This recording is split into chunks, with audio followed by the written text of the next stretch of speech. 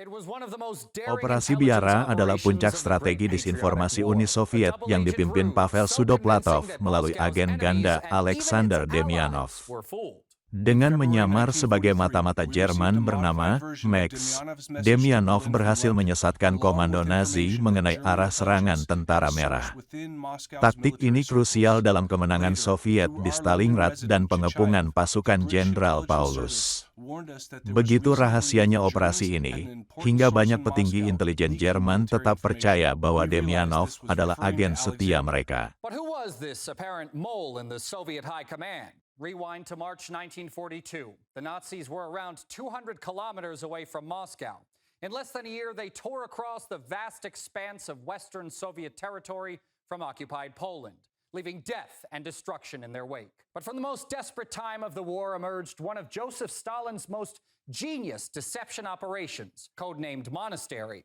At center stage was the operation's lead, Pavel Sudoplatov, who was in charge of the Soviet sabotage and intelligence department, and his primary agent, Alexander Demyanov, known to the Germans by the pseudonym that they themselves gave him, Max.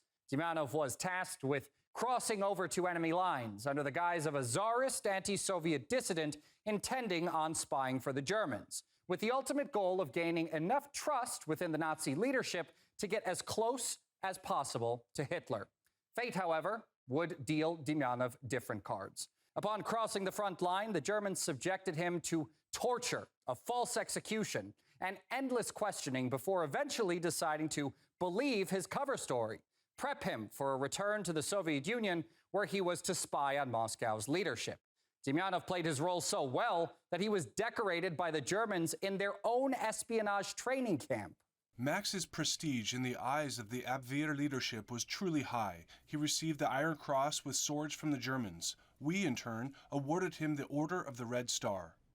Once Demyanov returned to the Soviet Union, his work as Moscow's most important disinformation asset began, an occupation that helped the Soviets neutralize scores of German agents and turn the tide of key battles around Moscow and Stalingrad. Disinformation sometimes had strategic significance. For example, on November 4th, 1942, Heinmax reported that the Red Army would strike the Germans on November 15th, not at Stalingrad, but in the North Caucasus and at Rizhev.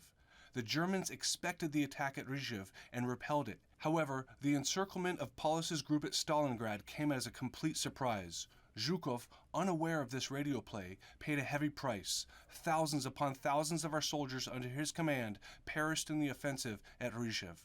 In his memoirs, he acknowledged that the outcome of this offensive operation was unsatisfactory.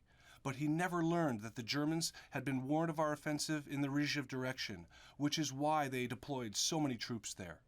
Operation Monastery turned out to be an astounding success. So much so that the Soviets' decisive counterattack near Stalingrad in November of 1942 came as a complete surprise to the Nazis. Field Marshal Friedrich Paulus of the German 6th Army ended up encircled with no way to escape. This is my first time in Russia. I fought on the Western Front during the First World War. I see now that your country is difficult to defeat. I could not have foreseen my defeat. I had no idea you had such forces at your disposal. Operations can be blessed with misfortune, but I have suffered a misfortune that, alas, I could not prevent. You have captured me. I am your prisoner. For their extraordinary service to the motherland, both Sudoplatov and his first deputy became the only Soviet intelligence officers in history to be awarded the Suvorov Medal for an intelligence-related operation. It's an award usually intended exclusively for military officers. My spirits were high, our work was going well, and a month ago, Agen Ganda and I had been awarded the Order of Suvorov for combat operations behind German lines. Typically, this prestigious award was given only to frontline commanders for victories, and the fact that this time it was awarded to state security officers spoke volumes. Operation Monastery was such a well-kept secret that many Nazi officers like General Reinhard Gehlen, who went on to create West Germany's intelligence agency, went to his deathbed believing that Demyanov was one of his agents.